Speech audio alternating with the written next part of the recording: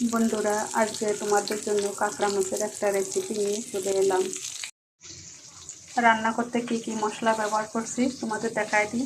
আদা রসুন বাটা, পেঁয়াজ বাটা, নারকেল বাটা, জিরে বাটা, ধনে বাটা, শুকনো লঙ্কা বাটা, গরম মশলা, আদা, জিরে, একে একে মশলাগুলো দিয়ে দিই।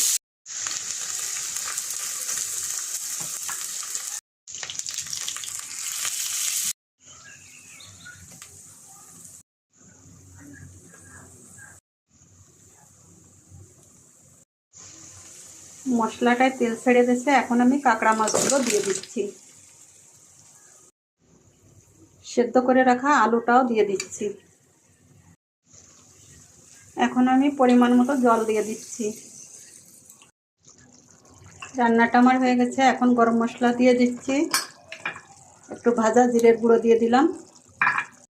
এখন একটু নেড়ে চেড়ে নামিয়ে দেবো।